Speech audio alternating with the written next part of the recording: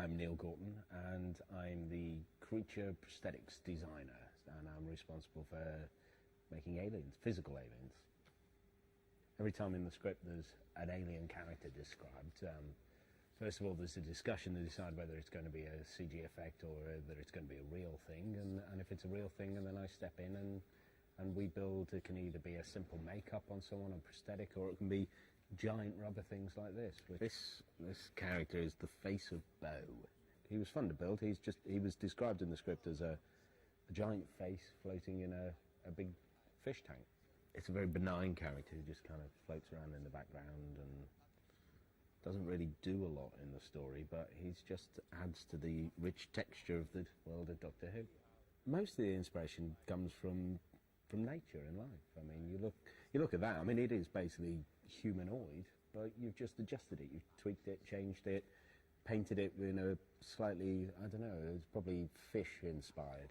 Bo is radio controlled. He uses servo motors. The only thing that moves on him is the whole thing would move around, but the only animatronic part is the eye. The process of coming up with the character, I mean, it always starts with the script. The script's always the first point of call, and there'll be a description. It might be, as in this case, you know, a couple of lines. I'll sit down and do some drawings. Maybe the art department might do some drawings. But between us, we all just kind of put the ideas together, do designs, run them past Russell. Sometimes he's got very specific ideas for what he wants. Other times, as with Bo, literally I did one drawing, showed it to Russell, and he went, "That's great, that's it." And we proceeded to build it. Bo started as a giant clay sculpture. We model in clay, and it was almost a ton of clay because it's so bloody big. And then we've made molds of that, and we've cast it in rubber. And what we've done is the majority of it's in a hard rubber over a fiberglass shell. But then the eye areas, and the only bit that moves on this is the eyes, because Bo doesn't have any lines, doesn't say anything. It's a very kind of quiet character. So we just did that in a soft rubber, and the whole thing is radio controlled. So it's servo motors that any hobbyist would use for a radio controlled car or airplane. We use exactly the same principle, the same control units, and the eyes are linked to a radio control, and someone can stand by and just twiddle knobs and the eyes will look around and blink. Everything's possible. That's the thing. That's what we're there. That's why you've got me, you've got the mill, you've got Mike Tucker in his model department. Everything's possible. It's just degrees of possibility, really. An example would be the Slidine character. We worked with the mill doing digital effects, and they've got this wonderful eye blink. It's like a really fast animal shutter.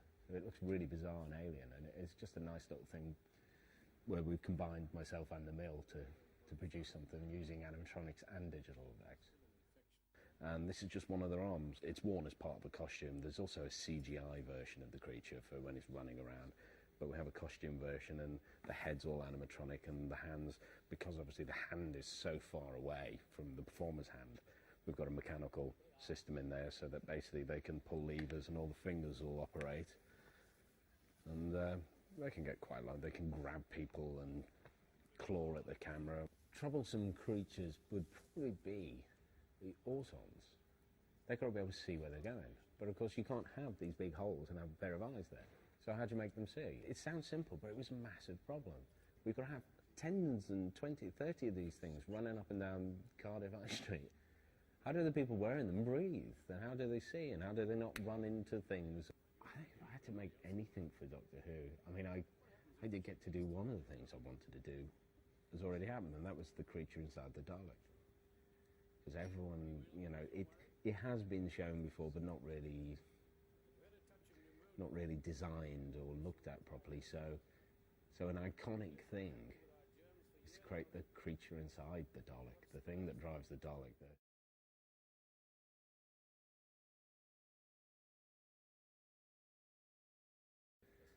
If I could have anyone else's job, I would have Russell's job. Because I'm sure he's dealt with a lot of pressure, but he also gets to say, like that, don't like that. And to be able to go, no, I want it done my way. It must be fun. But also it's fun. I think, really honestly, the person who's having the most fun on this is Russell.